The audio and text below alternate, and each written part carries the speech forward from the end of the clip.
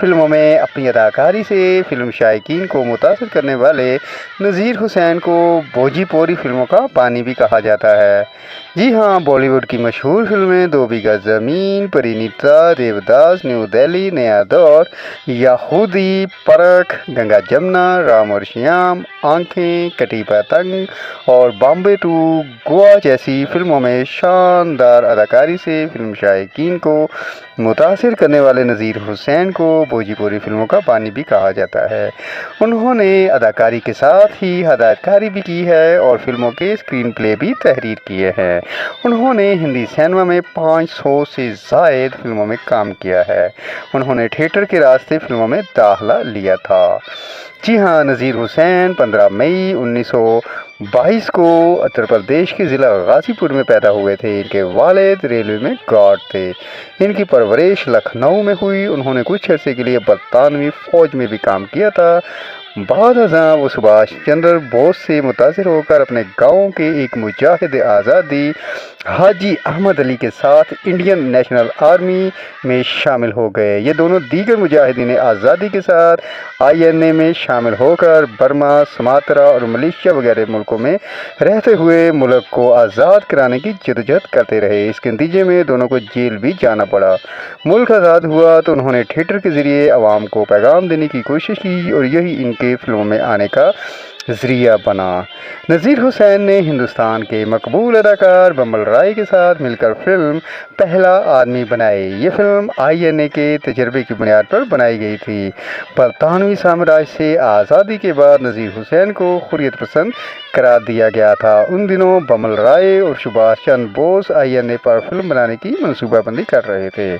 اس مقصد کے لیے حصول کے لیے وہ INA اراکین کی تلاش میں تھے تاکہ وہ ان کی معاونت کرے۔ نذیر حسین کی شخصیت اور پاٹدار آواز نے بمبل رائے کو اپنی طرف متوجہ کیا، لیکن ان دنوں نذیر حسین فلموں میں کام کرنے کے لیے تیار نہیں تھے۔ اس کی وجہ تھی کہ ان کا پس منظر فلمی نہیں تھا۔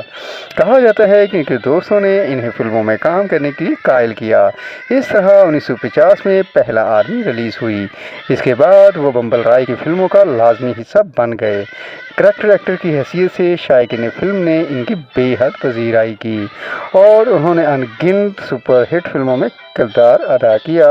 وہ جذباتی مناظر، خاص طور پر فلموں میں باپ کے کردار کی وجہ سے بہت مشہور تھے۔ نذیر حسین کو بھوجی پوری فلموں کا بانی بھی کہا جاتا ہے۔ کہا جاتا ہے کہ اس سلسلے میں انہوں نے ملک کے پہلے صدر جمہوریہ راجندر پرساد سے ملاقات بھی کی تھی اور اس سے تعلق سے کچھ پیش رفت بھی ہوئی۔ نذیر کو ہمیشہ اس بات کا رنج رہا کہ بھوجی پوری سینما کی ترقی اور نشو و نما دیکھنے سے پہلے ہی سابق صدر راجندر پرساد چل بسے۔ نذیر حسین جس فلم میں بھی ہوتے تھے اپنا نقش چھوڑ جاتے تھے۔ بھوجی پوری فلموں کا خیال کیوں کر آیا؟ اس تعلق سے ایک واقعہ کچھ یوں بیان کیا جاتا ہے کہ نذیر حسین غازی پور سے تعلق رکھتے تھے۔ ملک کی آزادی کے بعد جب انہیں پتہ چلا کہ صدر جمہوریہ کا تعلق بھی غازی پور سے ہے تو ان سے ملنے کے لیے بےتاب ہو گئے۔ ملاقات کے دوران انہوں نے صدر جمہوریہ سے بھوجی پوری سینما کے بارے میں تفصیلی بات چیت کی تھی۔ سابق صدر نے ان کی حوصلہ افزائی کرتے ہوئے تلقین کی وہ بھوجی پوری زبان میں فلمیں بنائیں۔ اس سلسلے میں انہوں نے اپنے بھرپور تعاون کی بھی پیشکش کی تھی۔ بعد میں ہندی فلموں کے اس سیکٹر نے بھوجی پوری سینما کی نشو و نما میں اہم ترین کردار ادا کیا۔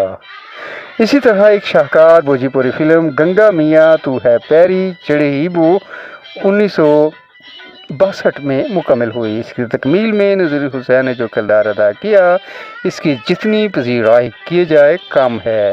ان کی بھوجی پوری فلم بلم پردیسیا بھوجی پوری فلم صنعت کی تاریخ میں اہم حیثیت رکھتی ہے۔ نذیر حسین کی بھوجی پوری زبان میں فلمیں سماجی مسائل کے ارد گرد ہی گھومتی تھیں۔ ان کی فلموں میں جہیز کا مسئلہ اور بے زمین کسانوں کی مشکلات اہم ترین موضوعات تھے، جو ان جوان لڑکی کے مجبور باپ کے کردار میں ان کی اداکاری دیکھنے سے تعلق رکھتی تھی۔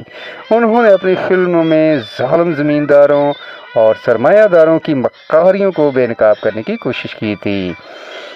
16 اکتوبر 1978 کو 65 سال کی عمر میں ان کا انتقال